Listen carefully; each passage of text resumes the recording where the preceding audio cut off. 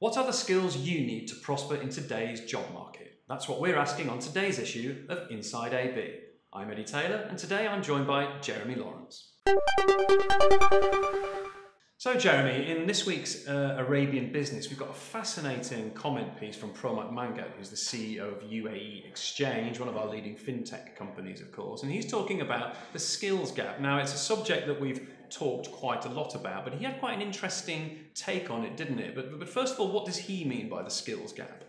Well, he talks about, of course, Promoth Manghat, he's actually really at the cutting edge of this UAE Exchange, one of the first pioneering use of blockchain in this region. So when he talks about skills gaps and technology, he's the one who's really pushing this. He knows what he's talking about. So he points, first of all, to a recent survey of global CEOs, and lack of talent was their number one concern, above things like worries about global downturns, cash flow volatility, and the impact of disruptive technologies on their business. So that shows that there's a massive issue there. Now he's talking about, he works in a technical environment, doesn't he? So the skills gap, it can traditionally be seen as like something that's all about coding and blockchain and AI, and those are actually missing, isn't he? He does address that. Yeah, he first of all, yes, he very much does, and he says that things like in the fintech industry, because of the rise in things like same-day delivery, instant transfer, seamless experience via apps, that it's creating an arms race in the fintech space where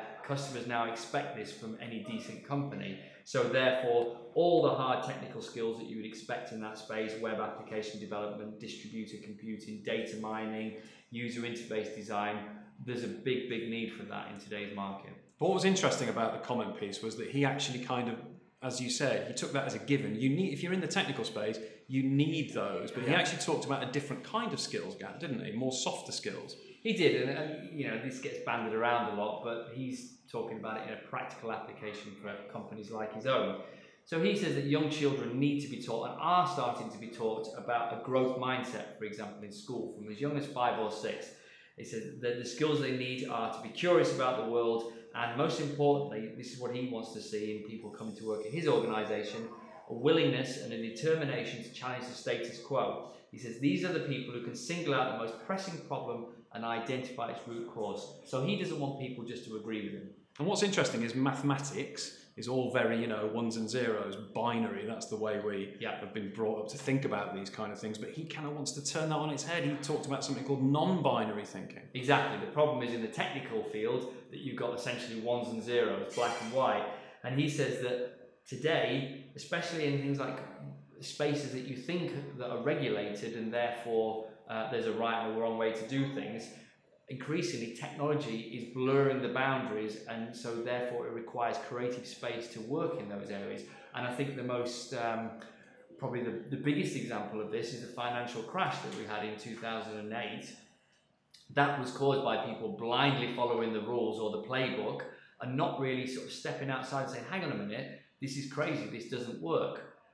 That shows the need for people to think differently about that. It isn't charts and maths. There are kind of slightly more intuitive, kind of maybe even more emotional or analytical or intuitive skills that can be brought to the table. Can this be taught though? I mean, we're talking about a skills gap. You can teach someone how to code.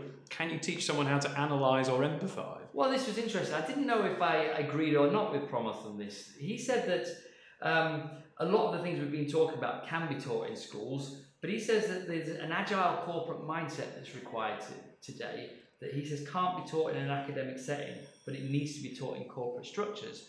While I agree that obviously when people come into the corporate workspace, they don't just suddenly know how to deal with all the people around them and the challenges that their organisation faces. The company has to train them continually.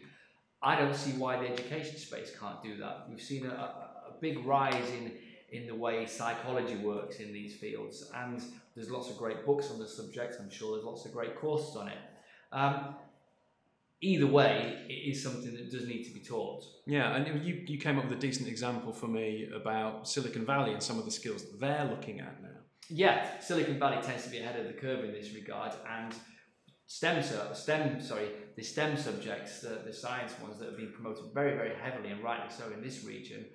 In Silicon Valley, they're kind of moving beyond that, and they now want a mixture of people with the STEM subjects, but also the humanities, because, for example, a history literature student or graduate has learnt to analyse how the minds of others work, and that's very, very useful in the environment. So it means that if we'd have left university now rather than 20 years ago, we might stand a chance of working in these fields. There might still be hope for my history degree yet to actually offer the path to riches. You never know. So if I'm going to go and ask for a job, or if any young graduate's going to go and ask for a job at Promoth's organisation, did he have kind of something that he's looking for? He did. Here's a little cheat sheet for anyone going for a job interview at UAE Exchange.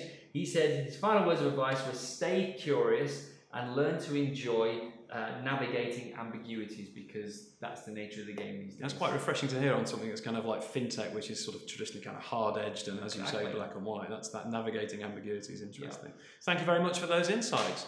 And thank you for watching this issue of Inside AB. Don't forget to join us every day at 10 a.m. for more. Please subscribe to our channel and leave comments below. Thank you for watching.